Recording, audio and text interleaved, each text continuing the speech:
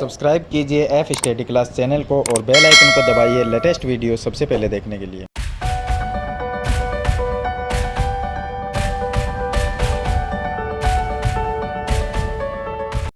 Hello students, आज हम इस वीडियो में कक्षा 9 की प्रश्नावली 6.2 के क्वेश्चन को सरल करेंगे। तो इसमें हमें फर्स्ट क्वेश्चन दिया गया है कि आकृति में x और y के मान ज्ञात कीजिए। यहाँ पर x दिया गया है और यहाँ पर y दिया गया है, और फिर हमें दर्शाना है कि AB समांतर CD है, यानी जो AB रेखा और CD रेखा ये समांतर, ये हमें सिद्ध करना है। सबसे पहले हमें ये दिया गया है इसके अंदर कि देखिए AB और CD इनके बीच में एक तिर्यक रेखा L है, तो ये चीज़ हमें सिद्ध करनी है। लेकिन यहाँ पर जो रेखा है तिर्यक रेखा L, ये यहाँ से देखिए ये एक इस पॉइंट पे काटती है और दूसरा इस पॉइंट पे प्रतिच्छेद करती है, तो ये तिर्यक रेखा एक L। अब यहाँ पर देखिए ये तिर्यक रेखा L है, इसमें यहाँ पर अगर देखा जाए तो ये पूरा जो कोण बनता है एक रेखा के ऊपर 180 डिग्री का बनता है। तो हम यहाँ पर ये लिख सकते हैं कि चित्रानुसार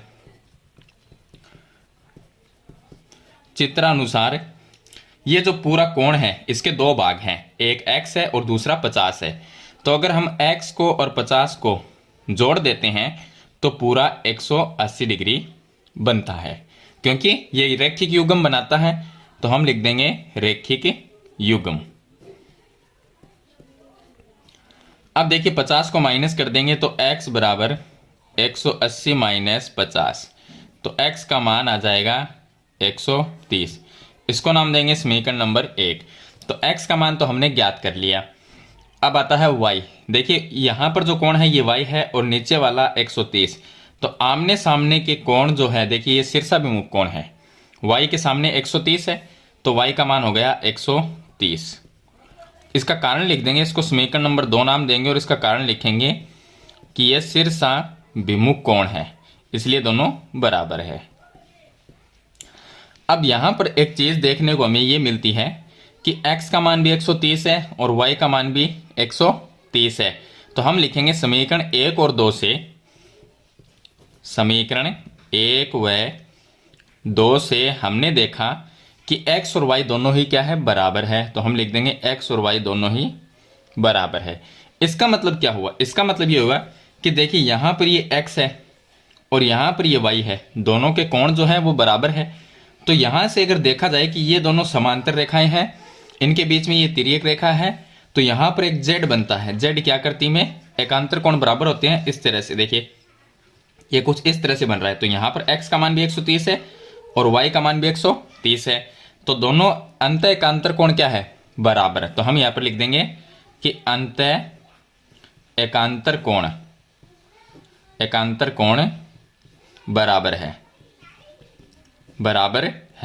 इसका मतलब AB और CD क्या हुई, समांतर हुई। तो हम लिख देंगे कि AB समांतर CD, ये दोनों समांतर होगी। अब देखिए मैं आपको एक कारण बताता हूं। जब हमें क्वेश्चन में ये दिया हो कि AB और CD समांतर है, यहाँ तो हमें सिद्ध करना था, लेकिन अगर हमें कोई क्वेश्चन में ऐसा दिया गया है कि AB रेखा और CD रेखा समांतर है, इनके बीच में ये एक तिर्यक रेखा है, तो हम एकांतर कोण को बराबर लिखते हैं। लेकिन जब हमें सिद्ध करना हो कि ये दोनों रेखाएं समांतर सिद्ध करनी है, तो उसके लिए हमें क्या करना होगा, दोनों एकांतर कोण जो है उनको बराबर करना होगा। अगर एकांतर कोण बराबर हो जाते हैं, इसका मतलब दोनों रेखाएं समांतर है। अगर पहले से क्वेश्चन में दोनों रेखाएं समांतर है, इसका मतलब एकांतर कोण बराबर है। तो एक दूसरे के अपोजिट रहते हैं ये, क्योंकि कोण अगर बराबर है तो रेखाएं समांतर है, अगर रेखाएं समांतर है तो कोण बराबर लिख सकते हैं। तो यहां पर हमने क्या किया, एक्स और वाई दोनों कोणों को बराबर कर दिया, जो कि अंत एकांतर कोण है। अगर दोनों कोण बराबर है, इसका मतलब रेखाएं क्या हुई, समांतर। तो इस तरह से आपको ये सिद्ध करना है। चलिए इसके बाद हम शुरू करते हैं क्वेश्चन नंबर 2। क्वेश्चन नंबर 2 में देखिए यहाँ पर AB, CD और AF तीनों क्या है, समांतर रेखाएं। इसमें दी गई है कि AB CD के समांतर है, यानी ये AB और CD समांतर है। तो हम लिख देंगे कि हमें दिया है AB समांतर CD। दूसरा दिया गया है कि CD और EF बराबर है, ये CD और EF ये दोनों रेखाएं समांतर है, तो CD समांतर EF ये हमें दिया गया है। इसके साथ में y अनुपात z दिया गया है, तो y अनुपात z ये दिया गया 3:7। y का अनुपात 3 है, z का 7 है। तो हमें ज्ञात करना है x का मान। यहाँ पर जो x है इसका मान ज्ञात करना है। सबसे पहले देखिए यहाँ पर ए बी सी डी और ई एफ ये क्या है, समांतर है। लेकिन इसने दिया कि ए बी और सी डी समांतर है। ए बी और सी डी ये दोनों रेखाएं समांतर है और ये एक तिर्यक रेखा हो गई।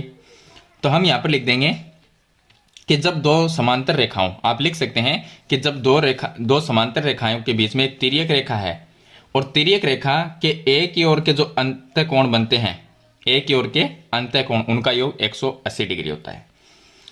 तो इसमें देखिए ये तिर्यक रेखा के एक ही साइड के दोनों कोण हैं, यहाँ पर ये है और दूसरा y है। अगर इनको हम जोड़ देते हैं तो इनका योग 180 डिग्री होता है।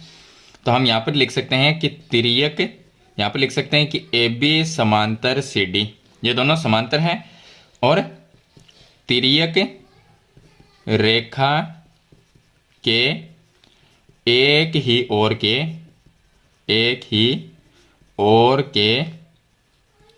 अंतः कोणों का योग 180 डिग्री होता है।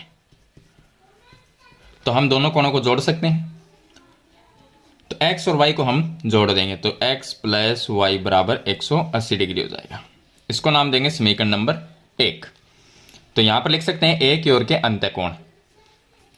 अब दूसरा देखा जाए तो यहां पर ए बी और ई एफ, इसको भी हमें समांतर करना होगा। जैसे कि देखिए ए बी और सी डी समांतर है, सी डी और ई एफ समांतर है। जब यहाँ पर एक चीज़ देखना कि सी डी है वो ए बी के समांतर है और सी डी है वो ई एफ के भी समांतर है, यानी एक जो बीच वाली एक लाइन है वो दोनों के समांतर है।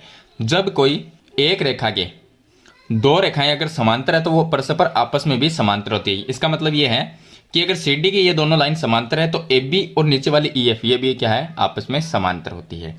तो हम यहां पर लिख सकते हैं कि एक ही रेखा के समांतर दो रेखाएं परस्पर आपस में समांतर होती है।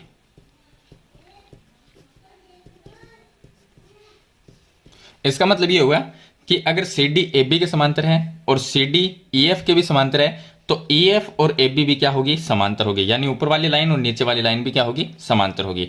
तो हम लिख सकते हैं कि ऊपर वाली ए बी समांतर होगी नीचे वाली ई एफ के, ये भी समांतर होगी। अगर ऊपर वाली ए बी और नीचे वाली ई एफ अगर दोनों ये समांतर है, इनके बीच में एक तिर्यक रेखा ये है, बीच वाली को भूल जाइए आप एक बार, ये मानिए कि एक ऊपर वाली लाइन है एक नीचे वाली, इनके बीच में ये एक तिर्यक रेखा है और तिर्यक रेखा की ये बनती है जेड की आकृति। जेड की आकृति में एक तो ये हो गया एक्स, एक ही हो गया जेड, दोनों क्या है, एकांतर कोण, क्योंकि जेड की आकृति में एकांतर कोण बनते हैं। तो एक्स और जेड क्या हुआ, बराबर हो गए। तो हम लिख सकते हैं एक्स बराबर जेड। इसका कारण ये है एकांतर कोण। इसको नाम दे देते हैं समीकरण नंबर 2। चलिए यहां पर एक चीज देखना है हमें कि x प्लस वाई बराबर हमने 180 लिखा था। अब हम क्या करेंगे, यहां पर जो x लिखा हुआ है उसकी जगह z लिख सकते हैं क्योंकि x और z बराबर है। तो हम लिखेंगे समीकरण 1 और 2 से। यहां पर हम लिख देंगे समीकरण 1 व 2 से। यहां पर जो x है इसकी जगह हम z लिख देंगे। तो ये क्या बन गया, z प्लस वाई बराबर 180 डिग्री। समीकरण नंबर 3 नाम दे देंगे। यहां पर हम क्या करेंगे, अब हम मान ज्ञात करेंगे। यहां पर कर लेता है मान ज्ञात। तो यहां पर हम मान z और y, यहां पर दिया है y और z, इनका अनुपात ही दिया गया है और y और z को दोनों का योग है 180। तो हम क्या करें, पहले y का, तो y बराबर हम लिख सकते हैं कि y का कितना अनुपात है, 3, वो लिख सकते हैं। बट्टे के अंदर इसमें हमें दोनों अनुपातों का योग 3 प्लस 7 को अगर करते हैं तो कितना होता है, योग 10 होता है। और गुणा में y और z का योग कितना है, 180, तो गुणा में 180 लिखेंगे। 0 से 0 कट गया, 18 को 3 से गुणा करेंगे तो 18 तिये 54 ये आता है। उसी तरह से हम z का ज्ञात करेंगे तो z का अनुपात है 7, बटे में 10 ही लिखना है क्योंकि अनुपातों का योग 10 है और गुणा में भी 180 आएगा। इसको इससे हमने काट दिया, 18 को 7 से गुणा करेंगे तो ये आ जाएंगे 126। y और z का मान ज्ञात कर लिया। हमें तो सिर्फ x का ही मान ज्ञात करना है। हम यहाँ पर लिख सकते हैं कि x और z क्या है, बराबर। हम यहाँ पर लिखेंगे समीकरण 2 के अनुसार, समीकरण 2 के अनुसार x और z क्या है, बराबर। z का मान आया 126, तो x का भी क्या होगा, 126 ही होगा। तो x का अलग लिख लेते हैं, x का मान आएगा 126 डिग्री। तो इसमें इस तरह से आपको ज्ञात करना है x का मान। तो ये हो गया क्वेश्चन नंबर इसका 2। चलिए इसके बाद में शुरू करते हैं क्वेश्चन नंबर 3। अब देखिए क्वेश्चन नंबर 3 में इसमें दिया गया है कि AB और CD ये दोनों समांतर रेखाएं हैं। तो ये AB हो गई और नीचे वाली CD हो गई। तो यहाँ पर हम लिख सकते हैं कि AB समांतर है CD, और दूसरा दिया गया है EF लंबवत है CD के ऊपर, EF लंब है CD पर। देखिए ये हो गया EF और CD रेखा नीचे वाली हो गई, इसके ऊपर लंब है। लंब का मतलब होगा कि यहाँ पर 90 डिग्री का कोण इस साइड में भी बनता है और इस साइड में भी 90 डिग्री का कोण बनता है। चलिए उसके बाद में GED दिया गया है 126 डिग्री। तो ये हो गया GED, यानी ये पूरा कोण, ये पूरा कोण है वो 126 डिग्री है। तो हमें AGE ज्ञात करना है। AGE देखिए, AGE एक तो ये कोण हो गया, एक ये कोण ज्ञात करना है। GEF ज्ञात करना है।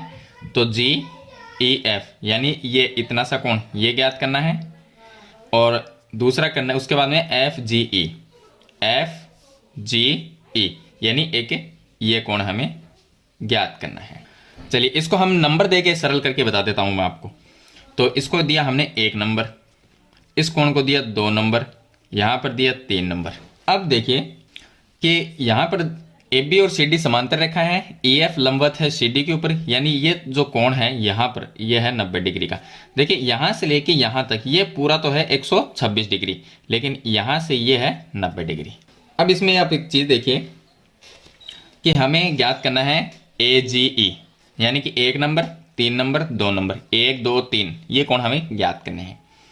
सबसे पहले देखिए कोण 1 किसके बराबर है, ये दोनों रेखाएं क्या है, समांतर। तो हम यहाँ पर लिख सकते हैं इसका हल में देखिए AB समांतर CD। जब दो लाइनें समांतर है और ये बीच में GE एक तिर्यक रेखा है, GE एक तिर्यक रेखा है, तो दो समांतर लाइन के बीच में एक तिर्यक रेखा आती है तो वो Z क्या करती है, जरूर बनाएगी। और Z क्या करती है में जो कोण बनते हैं वो एकांतर कोण बराबर होते हैं। तो यहां पर देखिए, यहां से हम स्टार्ट करें तो इस तरह से, और यहां पर यानी ये कोण नंबर 1 Z क्या करती है में ये कोण बन रहा है, और दूसरा देखिए इस लाइन से यहां पर ये पूरा कोण है 126। तो कोण नंबर 1 किसके बराबर हो गया, 126 के। कोण नंबर 1 का नाम है AGE, यानी कोण AGE ये बराबर होगा 126 डिग्री के, क्योंकि एकांतर कोण है। एकांतर कोण इसलिए बराबर होगा। तो हमने 1 का मान तो ज्ञात कर लिया, ये तो आ गया। चलिए उसके बाद में हम कोण नंबर 3 ज्ञात करेंगे। तो इसको 2 दीजिए, नाम कोई भी दीजिए, यहाँ पर 2 लिख दीजिए, यहाँ पर 3 लिख दीजिए, इससे कोई फर्क नहीं पड़ता। अब देखिए ये कोण नंबर 3 ज्ञात करेंगे। तो AB जो लाइन है इस पे ये पूरा जो कोण बनता है, अगर इसको पूरा बना दिया जाए तो 180 का बनेगा, यहाँ से लेके यहाँ तक। यहाँ पर 1 नंबर और 3 नंबर इनको अगर जोड़ देते हैं तो 180 बनेगा, क्योंकि रैखिक युग्म बनाएंगे। तो हम लिख देंगे कि यहाँ पर कोण नंबर 1 का नाम, तो कोण नंबर 1 का नाम है कोण AGE प्लस दूसरा कोण जोड़ देंगे 3 नंबर वाला जिसका नाम है FGE, FGE बराबर लिखेंगे 180 डिग्री, क्योंकि ये बनाते हैं रैखिक युग्म, यानी 180 बनाते हैं ये। तो 180 बनाएंगे दोनों मिलके। अब AGE इसका मान तो 126 डिग्री है, इसकी जगह तो ये लिख देंगे। तो इसकी जगह हमने लिख दिया 126 प्लस FGE। FGE का मान हमें ज्ञात करना है, बराबर में 180 आ गया। 126 को माइनस कर देंगे तो कोण FGE बराबर 180 में से माइनस कर देंगे 126, तो कोण FGE इसका मान आ जाएगा पीछे 54 डिग्री। FGE का मान भी हमने ज्ञात कर लिया। अब देखा जाए तो कोण नंबर 2 ज्ञात करना है। कोण नंबर 2 ज्ञात करने के लिए ये पूरा कोण 126 है। 126 में से ये पीछे वाला अगर निकाल दिया जाए तो क्या बचेगा, कोण नंबर 2 बचेगा। यानी कोण नंबर 2 को और हम 90 को इसको मिला देंगे दोनों को, तो कितना बनता है, कोण नंबर 2 और 90 दोनों मिलके 126 बनता है, क्योंकि ये पूरा कोण 126 है। तो यहां पर हम ये लिख सकते हैं EF लंबवत है CD के ऊपर, तो यहां पर हम लिख दें यहां EF लंबवत है CD पे। अगर ये लाइन CD के ऊपर लंब है तो ये कोण है 90 डिग्री, इसका नाम लिख देंगे FED।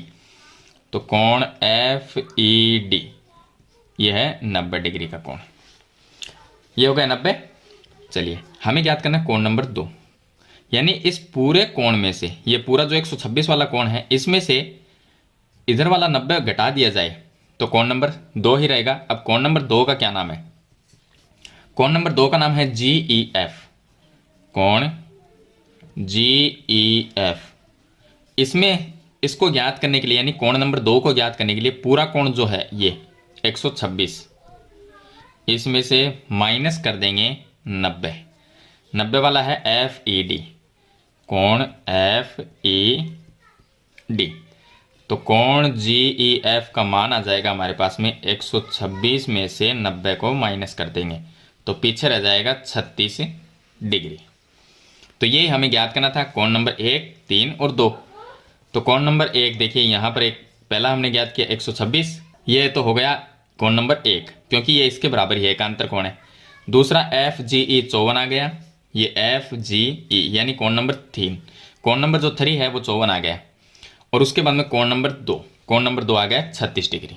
तो इस तरह से आपको ज्ञात करना है। तो इस वीडियो में मैं आपको 3 क्वेश्चन ही बताऊंगा, क्वेश्चन नंबर 4 से लेकर क्वेश्चन नंबर 6 तक हम आगे की वीडियो में सरल करेंगे। तो ये क्वेश्चन आपको अच्छे लगे तो इस वीडियो को लाइक और शेयर जरूर कर देना, और इस चैनल पे आप नए हैं तो चैनल को सब्सक्राइब जरूर करना, ताकि आने वाली नई वीडियो की नोटिफिकेशन है वो आपको मिलते रहे। तो आज की वीडियो में इतना ही, मिलते हैं एक नई वीडियो के साथ, तब तक के लिए थैंक यू।